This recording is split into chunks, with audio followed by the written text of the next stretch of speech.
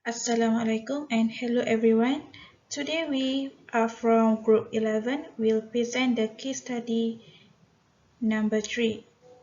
For the first question, what are the dietary factors that optimize the lipid profile? So, the definition of hypercholesterolemia can be defined as the presence of high plasma cholesterol levels with normal plasma triglycerides because of the rise of cholesterol and apolipoprotein B rich lipoproteins called low density lipoprotein, which is also known as LDL cholesterol.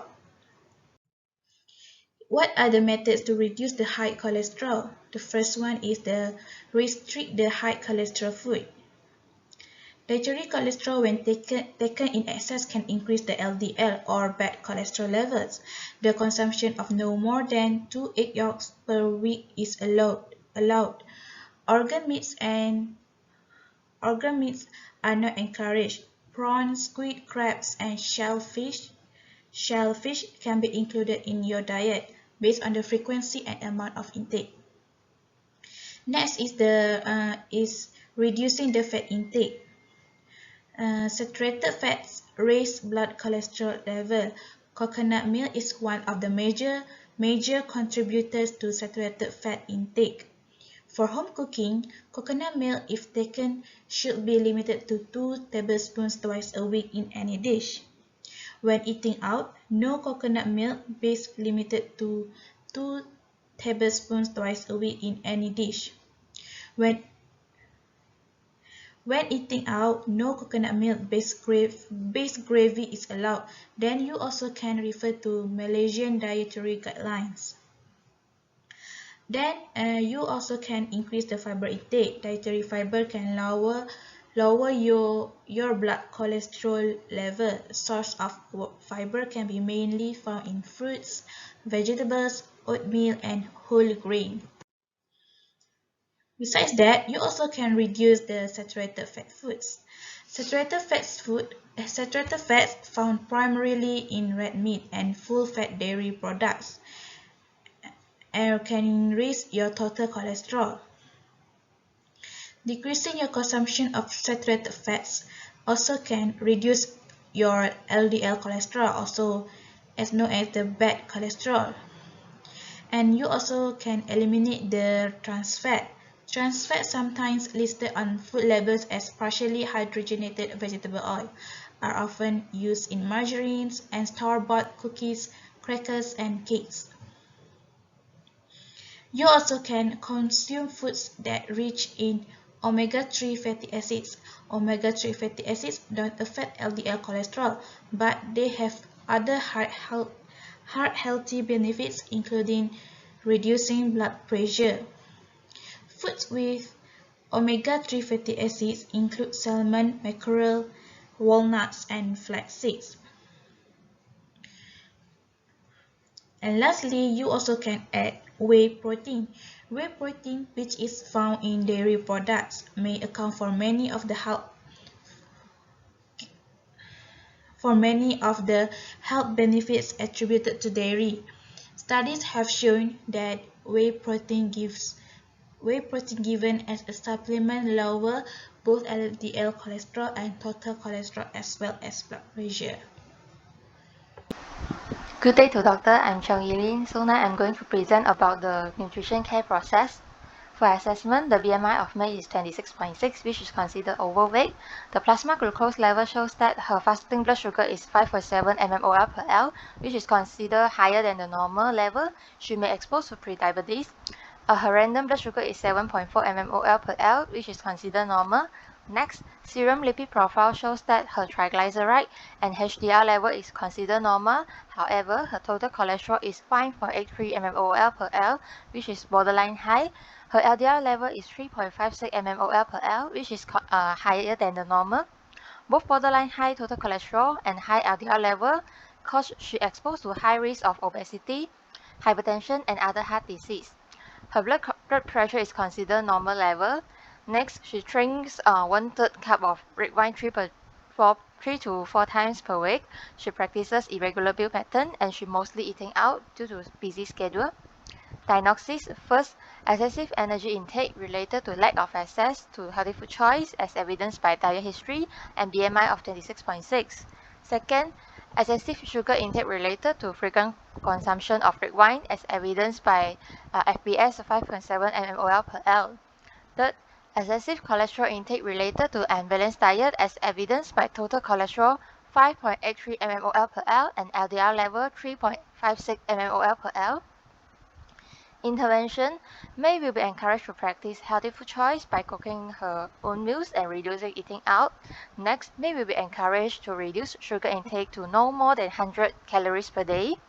Furthermore, May will be provided with nutrition education on basic knowledge of dietary management and metabolic controls.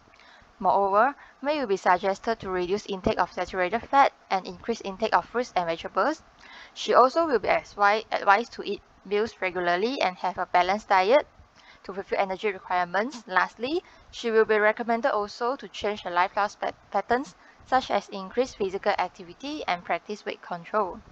Lastly, for monitoring and evaluation, May will show the dietitian her 3 days of diet record to make sure her meal planning is work in monitoring her body weight and blood glucose level. Next, May need to have a body checkup every month to monitor her BMI, total cholesterol level, and LDL level. May need to have new intervention if her nutrition status is still not improving. Assalamualaikum Doctor. My name is Farah Izzati binti Ibrahim and I will present question 3 for meal plan. Next, question 3, which is include a meal plan, healthy eating, and cooking tips for your nutritional intervention. May is overweight, so the calories needed by May is between 1,328 kilocalorie to 1,660 kilocalorie. The protein requirement for May is 52 gram, for carbohydrate 199 gram, and for fat 37 gram. So this is the meal plan table for May. Next, this is the meal plan for May.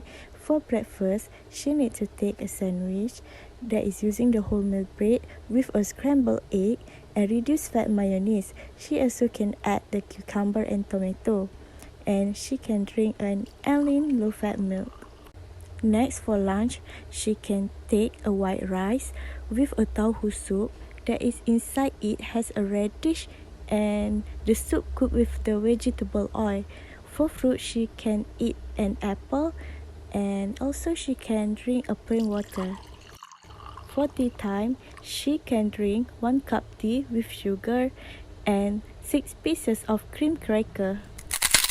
Next, for meal plan for dinner, she can take a noodle soup that is cooked with olive oil and that inside it has a squid and bayam and also a little bit of sugar, and she can take grapes as a fruit and she can drink plain water. And lastly, for supper, she can take Allen low-fat milk as a calcium intake. The meal time and the amount of food stated in the table. Well, the last sections 4 will discussing about the strategies for healthy eating out. So now, healthy eating out is something that is very common today and happens all every corner in the society due to several factors such as time saving for the busy people, they are unwilling to cook at home, and also the intentions that they want to eat outside food since there are so many varieties to be choose. So thinking aside from the convenience factor, people always ignore the quality, nutrition compositions, and others health criteria about the food. So there are few things to be keep in mind when you guys are eating out. Which the first will be the practice of the intake of half quarters, which is half plate of vegetables and fruits, and quarters of protein source such as chicken, fish, beans, and eggs, and also another quarters of carbohydrates food like potatoes, rice, and noodles as well. So consuming a variety with these food groups will provide an adequate or essential food nutrients and also phytochemicals to our body. And another important step to be considered while eating out for people with hypercholesterolemia is to avoid food that high in saturated fat, trans fat, cholesterol, added sugar, and also salt as well. Besides, avoid cooking methods of food that heat through fat, such as deep fry or pan fry. Always choose food that prepare through steaming or baking or poaching. Next, minimize the intake of beverage and foods with added sugars. And of course, plain water is always the best choice, or you can choose lemon water or plain tea as well, compared to other sweetened drinks such as boba milk tea, frappe, or soft drinks. And if you are an alcoholic, please limit your alcohol intake to 1 to 2 drinks per day.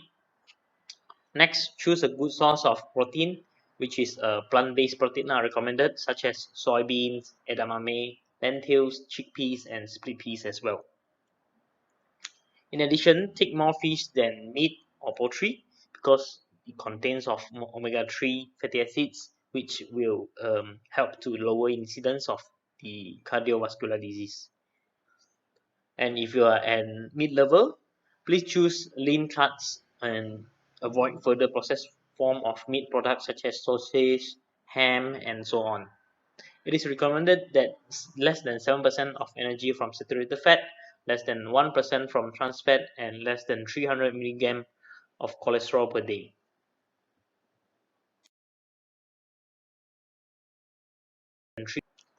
So here comes to the end of our presentation. Thank you.